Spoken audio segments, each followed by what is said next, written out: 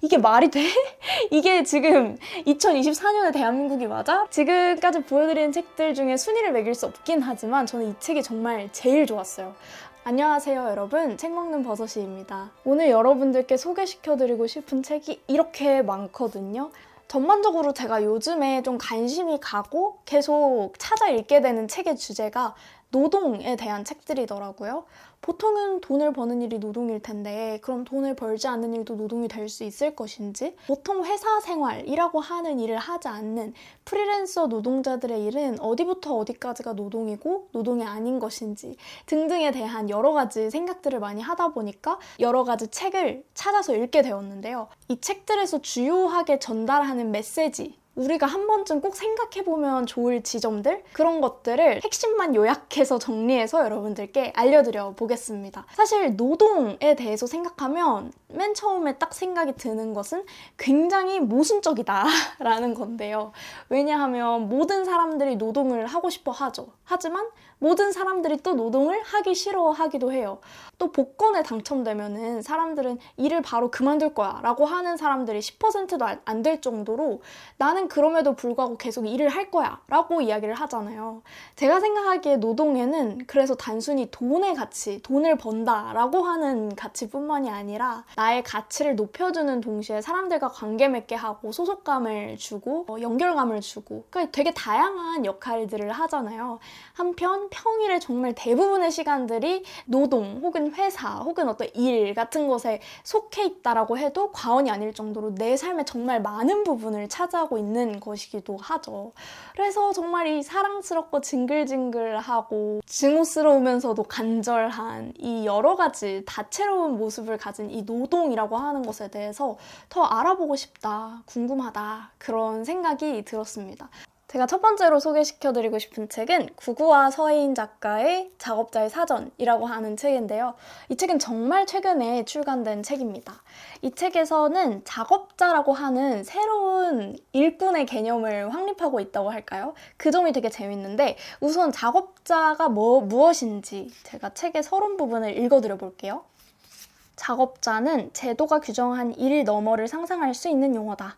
당장 수익이 발생하지 않더라도 자기만의 작업을 하고 있는 모든 사람들에게 적용 가능하며, 조직에 속해 있더라도 조직 바깥에서 자신의 일을 만들어가는 사람 역시 사용할 수 있다. 내가 하고 있는 일 중 그 무엇도 소외시키지 않으면서 작업 과정 전반을 아우르기에 적당한 단어이기도 하다. 그래서 이 책에는 그런 작업자들, 여기 이 책에 개념화하고 있는 이 작업자들이 주로 사용하는 단어들을 쫓아가면서 그 단어들을 정말 그 사전처럼 그 단어들의 개념과 그 단어들에 얽혀있는 이야기들을 새롭게 조직하는 그런 책이라고 보시면 될 것 같아요. 사실 요즘 시대에는 일의 형태가 정말 다양하고 직업의 형태도 프리랜서 이렇게만 단순하게 이야기하기에는 애매모호한 여러 직업군들이 있잖아요. 그 사람들이 일을 하는 방식이나 일을 할 때 주로 사용하는 언어들도 이 사람들의 언어로 규정되지가 않았다 이거죠. 지금까지 거의 한 100여 년의 시간 동안 회사원이라고 하는 노동자의 모습이 보편적으로 인식되는 노동자의 모습이었다 보니 그 밖의 노동의 모습에는 약간 이름을 붙이고 언어화를 해주고 이런 게 잘 안 됐던 거죠. 저는 이 책이 그 시작점, 그런 운동의 일환이라는 생각이 들었는데요. 그래서 이 책에서 다루고 있는 단어들은 그냥 굉장히 우리들, 일을 경험해본 우리들에게는 굉장히 익숙한 단어들이에요. 이런 식으로 단어들이 사전처럼 적혀 있는데 기절잠, 배달음식, 번아웃, 유료화, 영양제 이런 식으로 작업자라고 하는 정체성을 가진 일꾼들과 뗄래야 뗄 수 없는 어떤 단어들의 구구와 서혜인 씨, 이 두 분의 작가분들께서 핏, 취향, 레퍼런스 이런 무심코 사용했던 단어들에다가 정확한 한번 뜻을 붙여보자. 그 단어들에 얽혀있는 우리의 감정과 우리의 이야기들을 한번 적어보자. 이렇게 프로젝트를 만들게 되면서 시작된 책입니다.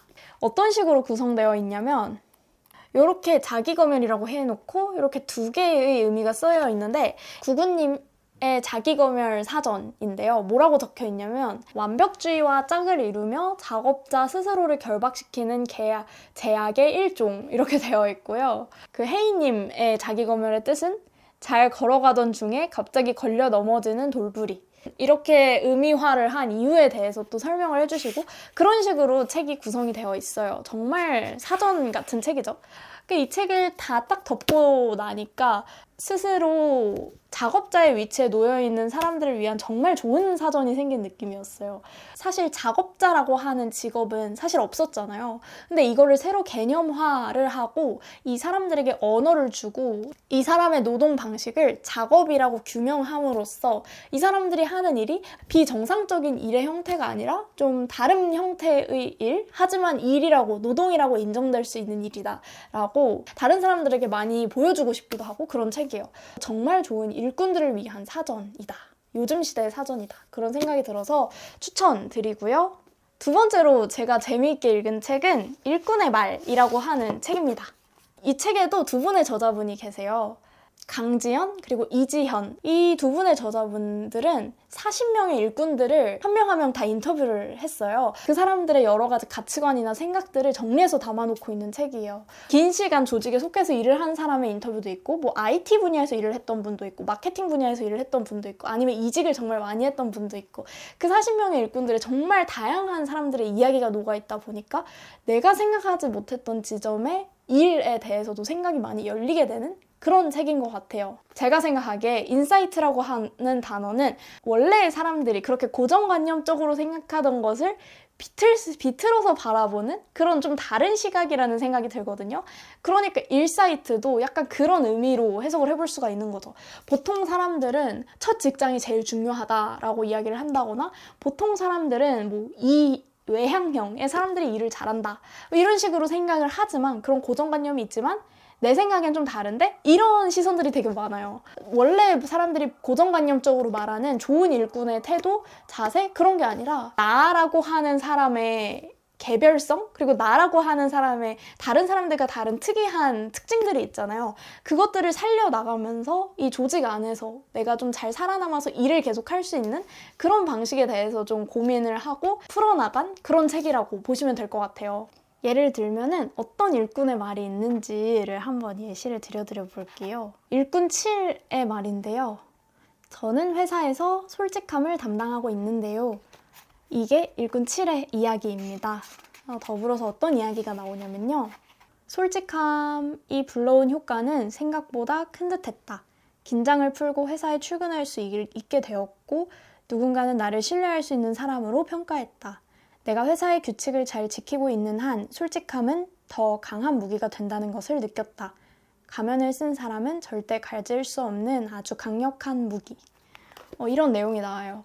저도 잠깐 예전에 회사에 다녔을 때 저는 보통 솔직한 모습보다는 가면을 쓴 모습으로 사람들에게 보일 때 훨씬 더 정제되고 좀 괜찮은 일꾼의 모습처럼 보일 거라고 생각했거든요. 개인적인 얘기를 거의 하지 않으려고 되게 많이 노력을 했던 것 같아요.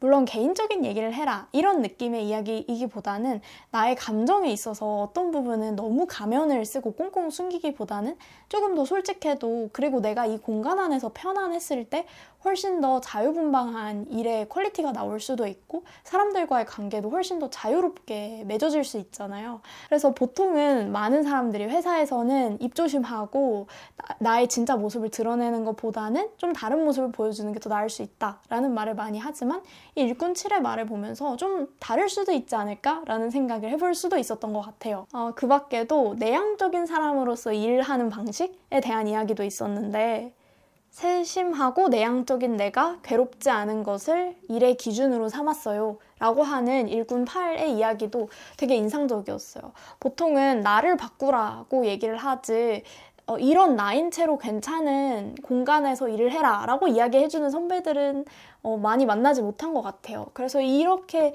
좀 다양한 공간에서 일했기 때문에 그리고 다양한 경력이 있기 때문에 좀 더 열린 시각으로 남들의 고정관념에 쌓여있는 일꾼의 말이 아니라 좀 더 다채롭고 뭔가 위로가 되는 일꾼의 말이 담겨 있어서 좋은 책이었습니다. 저는 특히 이 책은 회사에 다니는 사람들이 되게 재밌게 읽을 수 있을 것 같고 저의 경우에는 그 회사에 다니지 않더라도 회사 바깥에서 일하고 있는 사람의 입장에서도 일을 대하는 방식에 좀 새로운 열린 생각들을 많이 할 수 있게 되어서 참 좋았어요. 세 번째로 추천드리고 싶은 책은 기록 노동자 희정. 작가님의 일할 자격이라고 하는 책입니다. 지금까지 보여드린 책들 중에 순위를 매길 수 없긴 하지만 저는 이 책이 정말 제일 좋았어요. 이렇게 표지가 좀 잘 보일지 모르겠어요. 이 책에 여러 가지 이제 수식어들이 붙어 있거든요. 노동의 자격이 있는 사람들이 보통 어떤 사람들이냐면 젊고 성실하고 열정적이고 건강하고 안정되고 완성되고 규범적이고 절제력이 있고 독립적인, 그러니까 이런 지적인 이런 사람을 보통 우리 사회에서 일할 자격이 있는 사람으로 대우해주고 좋은 일꾼으로 치부를 해주잖아요. 근데 그렇지 않은 사람들은 그럼 어떻게 해야 돼? 같은 내용의 이야기라고 보시면 될 것 같아요. 뭐 예를 들면 의지박약인, 나태한, 불안정하고 게으르고 늙고 의지가 없는 이런 노동자들은 어디로 가야 하나, 어떤 일을 해야 하나 같은 이야기들인데, 책에는 여러 가지 챕터가 나뉘어 있고 그러면서 되게 다양한 이야기를 하고 있어요. 어떤 챕터에서는 정신질환을 앓으면서 회사에 다니고 있는 사람들에 대한 이야기를 담고 있어요.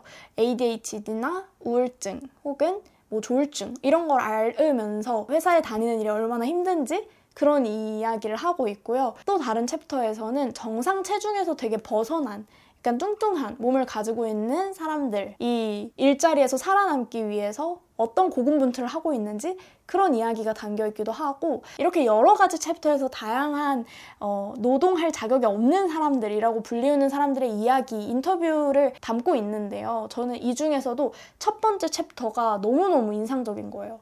이 첫 번째 챕터에 담겨있는 이야기들은 보통 우리가 성실하다라고 불리우지 않는 청년들에 대한 이야기라고 보시면 될 것 같은데요. 자기를 성장하고 갈고 닦아야 된다고 말해지는, 그게 청년이라고 말해지는 이 성장주의 가치관 안에 가득 차 있는 한국 사회에서 성실하지 않은 청년들의 위치는 어디일까? 이 사람들이 잘 살아갈 수 있을까? 이 사람들의 마음은 무엇일까? 같은 것을 들어보는 그런 챕터였는데, 이 부분을 읽으면서 정말 다양한 생각을 하게 되기도 했고 제 입장과도 되게 많이 겹쳐지는 부분이 있었어요. 저도 회사에 가기 싫다라고 생각하는 이유 중에 가장 큰 것이 나의 마음의 여유를 잃게 되기에 너무 쉬운, 좀 더 나를 독촉하게 되는 공간이라는 생각도 들었고, 그 공간 안에 들어가는 순간 내가 쳇바퀴를 돌리는 성실한 청년이 돼야 된다는 것도 굉장히 힘든 부분이고, 하지만 그럼에도 불구하고 내가 그럼 회사 바깥에서 성실하지 않게 일하느냐? 라고 하면 아닌 거죠. 굉장히 저를 억압하고 통제하면서 성실하게 살아갈 수밖에 없는 거죠. 근데 이런 삶의 패턴을 거부하는 사람들의 이야기가 있다면 정말 들어보고 싶다, 궁금하다, 그리고 대단하다 라는 생각도 들었어요. 왜냐면 이런 식으로 살아야 된다는 게 강박적으로 우리의 머릿속, 뇌 안에 자리 잡은 상태에서 그렇게 다른 방향의 삶을 선택하는 게 굉장히 쉽지가 않잖아요. 여기에는 한 5명 정도의 인터뷰가 나오거든요. 첫 번째로 기억이 나는 분은 밀이라고 하는 분이었어요. 이분은 회사 생활을 한 3, 4년 정도 하셨는데 굉장히 좀 대기업이고 남들이 부러워할 만한 그런 기업에서 일을 하고 계시는 분이었고, 그랬는데 이분이 퇴사를 했던 이유는 남들이 성실하게 일해야 된다라고 말을 하고 다들 그렇게 일을 하고 있는데 본인만 성실해야 하는 이유를 찾지 못했기 때문에 퇴사를 했다, 이렇게 이야기를 하거든요. 근데 저는 이 미리의 말이 너무 공감이 됐어요. 왜냐면 회사는 거대한 공동체이고 이 사람들이 하는 일은 회사 내에서는 당연히 가치가 있겠지만 나에겐 어떤 가치이지? 그리고 나는 이 일이 아무리 가치 있다고 해도 내가 왜 저 사람들만큼 열심히 일해야 하지? 여기서 예로 들었던 게, 다른 동기들은 다들 7시, 8시가 넘을 때까지 퇴근을 안 하는 게 당연했는데 미리는 6시가 땡 하면은 바로 퇴근을 했다는 거예요. 그렇게 하니까 이 공동체 안에서 문제가 생기는 거지. 그리고 효빈이라고 하는 분도 있었어요. 이분은 보편적으로 봤을 때 굉장히 일을 많이 하고 있었거든요. 근데 그럼에도 불구하고 가족들, 즉 어른들의 입장에서는 너는 언제까지 그런 일을 하고 살래? 라고 이야기를 듣는 거예요. 이분이 하는 일이 아르바이트나 방과 후 교사같이 좀 임시적인 느낌의 일이었던 거예요. 그러니까 이게 어른들의 입장에서는 백수와 똑같이 느껴지는 거죠. 일이 없는 것처럼. 그러니까 회사 생활이 아니라면 다른 일들은 일이 아닌 것처럼 느껴지니까 너 좀 더 바쁘게 살아라, 열심히 살아라고 하지만 효빈의 입장에서는 정말 하루하루 쪼개서 정말 많은 일을 하면서 사니까 억울한 마음이 드는 거죠.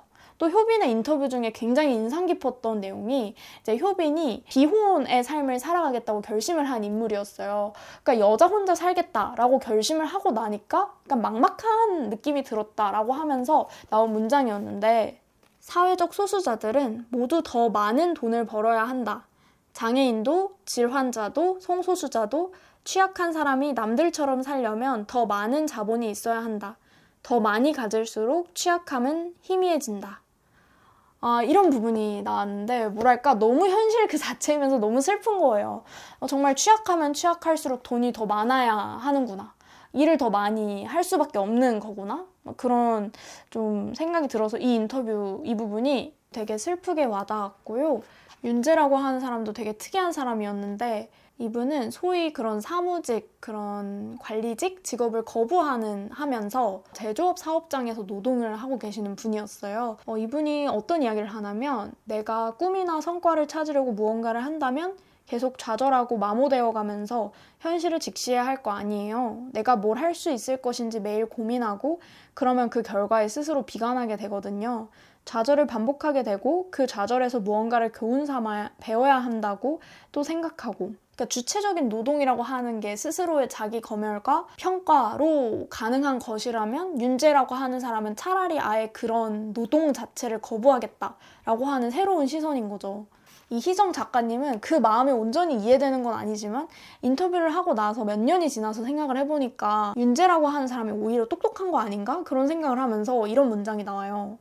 자본주의는 불안을 먹이 삼아 성장한다. 윤재는 그 먹이를 주지 않으려 버틴다. 이 부분이 되게 공감이 또 가더라고요.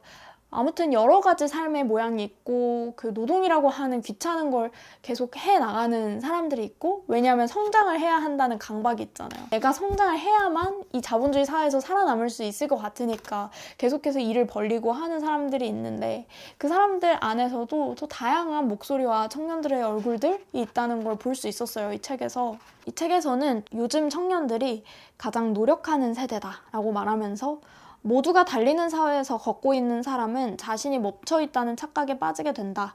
이들은 달리면서도 자신이 멈춰있지 않은지 자꾸만 뒤를 돌아봤다. 낙오되지 않으려면 뛰는 것 외에 다른 선택지가 없다고 했다. 그래서 이 책을 읽으면서 내가 왜 이렇게 열심히 살려고 하는지 그리고 내가 왜 이렇게 살아야만 할 것 같은 압박감에 시달리는지 우리 한국 사회 안에서 그렇게 나도 모르게 되는지에 대한 파헤쳐보지 못했던 나 개인의 문제와 우리들의 문제를 좀 사회와 여러 다른 사람들의 목소리를 통해서 확인하고 사유할 수 있었던 시간인 것 같아요. 그래서 이 책은 정말 많은 청년들이 읽어보셨으면 좋겠다 그런 생각이 들었습니다.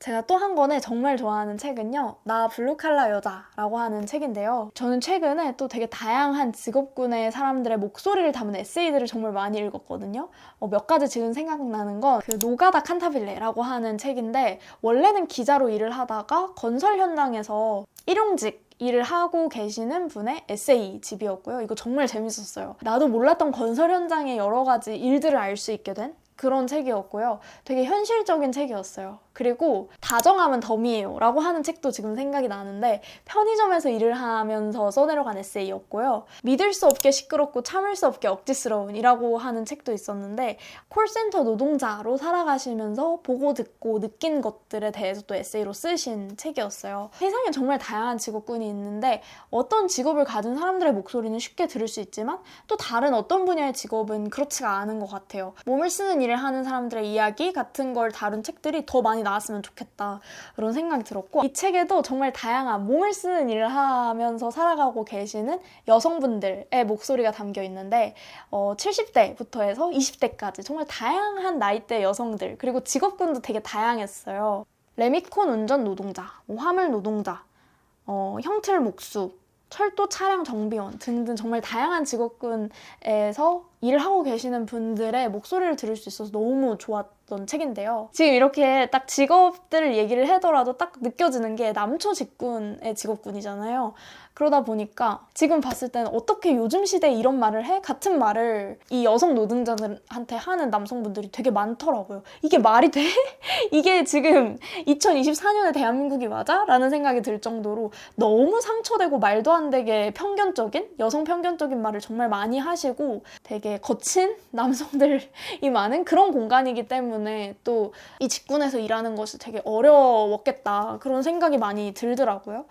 여러 가지 기억나는 인터뷰가 많지만 저는 김진아 화물 노동자 님의 인터뷰 중에 이런 내용이 있었어요. 일부러까진 아니지만 자연스럽게 저를 드러냈습니다. 살아남으려고 센 척하고 남자처럼 행동하고 싶지 않았어요. 그게 제 모습과는 거리가 멀었습니다. 그런데 어떤 사람은 그런 제 모습을 보고 여자처럼 행동하지 말라고 했습니다. 그래서 내가 뭐로 보이냐? 나 여자다. 여자가 여자처럼 행동하는 게 뭐가 이상하냐? 그럼 나보고 지금 위선적으로 살라는 거냐? 하고 받아들이라고 따끔하게 말했습니다. 이런 대목이 나와요. 그래서 여자인데 여자처럼 굴지 말라는 말이 무슨 말이냐? 아무리 남초직군에 있다고 해도 나는 여자로 이 공간에 있는 건데 여자처럼 행동 좀 할 수 있지. 그리고 이런 말이 너무 멋있지 않나요? 이런 정말 좋은 이야기들, 여성으로 이 거친 노동 환경에서 일을 하면서 단단하게 자리 잡고 있는 어떤 자존감과 단단한 마음 같은 것들이 느껴지는 문장이 정말 많았어요. 정말 가끔씩 뭔가 내가 힘을 얻고 싶을 때 이 책을 펼쳐서 읽어볼 것 같다, 그런 생각이 들더라고요. 뭔가 내가 약간 기세가 필요해. 여자로서의 기세가 필요해. 그럼 이 책을 읽어봐야지? 그런 생각이 드는 책이었어요. 이 책에는 저는 특히 또 좋았던 게 약간 나이대가 있는 60, 70대 여성분들이 많이 주인공 인터뷰로 등장을 했어요. 이분들의 이야기를 들어보면은 보통 가정 환경이 어려워져서 남편이 직업을 잃어서 혹은 아이들이 대학 등록금이 필요해서 일을 나오신 여성분들이 많더라고요. 다시 말해서 가정 때문에 일을 나오셨다라는 거예요. 그 뭔가 일을 결정하게 된 그 배경의 중심에 내가 아니라 가정이 있다는 거? 사실 이분들은 경력 단절이 된 이야기도 되게 많았는데 가정에서 일을 하기 위해서 그 일을 그만뒀는데 또 다른 일을 결정할 때도 가정의 문제 때문에 결정하게 되는 그런 사회 구조적인 배경들, 이 이야기에 다 깃들어 있어서 그런 부분들도 되게 좋았던, 그리고 좀 슬프기도 했던 포인트였던 것 같아요. 이 여성분들이 너무 멋있다, 이 언니들이 너무 멋있다, 이렇게 생각하면서 읽을 수 있는 책이었고 힘이 되기도 했고 응원이 되기도 했고 그런 책이어서 여러분들도 한 번쯤 읽어보셔도 좋을 것 같아요. 요즘 필요한 목소리다, 이런 생각도 많이 든 책이었어요. 이게 아마도 마지막 책이 될 것 같은데 바로 이 책입니다. 중간 착취의 지옥도라고 하는 책이에요. 앞선 책들은 노동에 대해서 좀 더 개인적이고 큰 범위의 이야기를 다뤘다면 이 책은 노동에 대한 조금 더 사회문화적인, 사회적인 노동에 대한 이야기를 다루고 있는 책이었는데요. 한국일보에서 2021년에 중간 착취의 지옥도, 이 책 제목과 같죠? 이 책 제목과 같은 기획 기사가 발행이 된 적이 있었어요. 그래서 그 내용과 더불어서 그 이후에, 그 기획 기사가 나오고 난 이후에 어떤 중간 착취와 관련된 법들을 바꾸기 위해서 이 기자님들께서 힘썼던 그런 내용들이 담겨있는 책이에요. 거의 100명 가까이의 인터뷰이들의 목소리를 담고 있기도 하고 정말 구체적으로 중간 착취라는 것이 무엇인지 사실 잘 모르시는 분들도 많을 수 있을 것 같아요. 그리고 그 중간 착취 안에서 원청과 하청의 관계는 어떤 것인지, 그리고 하청은 얼마나 어떻게 돈을 떼어가며 그 돈을 어떤 식으로 부풀리고 있는지, 그 하청의 사장이라는 사람들은 도대체 누구인지, 이런 것들이 되게 다 궁금하잖아요. 근데 이 책에서는 그런 것들을 정말 일목요연하게 다 정리를 해주고 계세요. 그 점이 이 책의 정말 놀라운 부분인데요. 저 이 책에서 정말 가장 좀 슬펐던 페이지가 노동의 대가를 도둑맞은 100명의 이야기라고 하는 부분이었는데, 이게 지금 거의 한 20페이지 가까이 이 100명의 노동자들이 얼마나 중간 착취를 당했는지가 적혀 있는 거예요. 김희철이라고 하는 분은 월급 210만 원, 중간 착취 100만 원, 이런 식으로 적혀 있고, 이경환 님도 월급 180만 원, 중간 착취 100만 원. 그리고 이분들이 했던 일, 콜센터 상담원, 발전소 노동사, 이런 식으로 100명의 사례들이 이렇게 쭉 적혀 있는 걸 보니까 와, 정말 중간 착취 문제가 정말 심각하고 해결이 될래야 될 수 없을 만큼 너무 거대한 문제구나 라는 게 느껴져서 막막한 그런 심정이 들더라고요. 저는 정말 놀랐던 게 이 책을 읽으면서 그 은행에서 일하는 은행 경찰분들, 청원 경찰분들 있잖아요. 그분들도 하청업체에서 계약된 노동자들이라고 하더라고요. 저는 제가 생각하기로는 은행에서 바로 계약된 분들이라고 생각했는데 하청을 끼고 계약된 분들이고 중간 착취 당한 금액도 정말 많다. 이걸 알고 정말 놀랐거든요. 우리가 생각했던 것보다 하청을 통해서 계약하는 관계가 되게 많구나라는 걸 알게 됐어요. 이렇게 하는 이유가 뭐냐를 따져보니까 원래 원청이랑 바로 직속으로 이렇게 계약을 하면은 이 사람을 해고할 때 문제가 생기지 않게 조심조심 해야 하잖아요. 근데 하청과 직속으로 이렇게 원청이 계약을 할 경우에는 이 사람을 자르려고 할 때도 그냥 하청과의 관계를 끊어버리면 자연스럽게 잘리는 거죠. 예를 들어서 콜센터 노동자, 뭐 KT 같은 데서 콜센터 노동자를 하청과 끼고 계약을 하는 거예요. 그러면 한 60명이 그렇게 계약이 됐다고 했을 때 이제 더 이상 노동자가 필요하지 않으면 하청업체와의 관계를 중단하면 그 60명의 노동자는 해고가 되지만 그게 원청에서 해고를 한 게 아니기 때문에 문제가 안 생기는 거죠. 그러니까 자기들을 편안하려고 자기들이 뭔가 문제가 생기지 않으려고 이런 식으로 꾸리는 거구나. 이런 걸 처음으로 알게 됐어요. 하청업체를 관리하는 사장이라고 한 사람은 누구지?를 또 보니까 이 사람들이 원청에서 낙하산으로 날라온 사람들이 되게 많다고 하더라고요. 그러니까 원청과의 관계가 또 그런 커미션이 있는 사람들인 거죠. 그리고 이 사람들이 달에 1억 가까이를 벌 정도로 이 사람들의 수익이 여기 또 이렇게 막 구체적으로 예측 금액이긴 하지만 적혀 있는데 그런 걸 보면서도 여러 가지 문제의식을 많이 느낄 수 있었던 책이었어요. 그리고 이후에 이 기장님들이 단순히 우리가 이거를 알리는 것에서 더 나아가서 정말 심각한 문제이기 때문에 노조법이나 파견법을 구체적으로 이걸 개정을 해야 하지 않나? 그런 생각을 하시고 구체적으로 정말 이 노조법과 파견법에 대해서 개정한 안 같은 거를 국회의원들한테 막 메일로 보내고 이런 과정도 들어있어요. 그래서 아직도 끝나지 않은 싸움을 계속 하고 있는 그런 내용이 이 책에 전반적으로 담겨 있습니다. 네, 여러분들 오늘 제가 이렇게 5권의 이런 책들을 소개해 드렸는데요. 노동이라고 하는 공통된 이야기를 하지만 그 결은 또 다 다른 것 같아요. 이것들을 읽으면서 좀 제 안에 제가 나름대로 어떤 고정관념을 가지고 있었던 일에 대한 편견이나 일의 태도에 대해서 내가 고정적으로 생각했던 거에 대해서 좀 다른 방식으로 생각을 해볼 수도 있었고 내가 지금 하고 있는 일도 돈이 되지 않더라도 누군가 노동으로 인정을 해주지 않더라도 나 스스로 어떤 작업으로 일로 인정을 해볼 수 있지 않을까? 이런 희망도 많이 생겼던 그런 시간이었어요. 여러분들도 이 책 중에서 제가 소개해드린 책 중에서 관심이 가는 게 있다면 꼭 한번 읽어보셨으면 좋겠습니다. 오늘의 책 소개 영상은 여기서 마쳐보겠습니다. 다음에도 더 좋은 영상으로 더 좋은 책들 들고 찾아오겠습니다. 감사합니다. 안녕!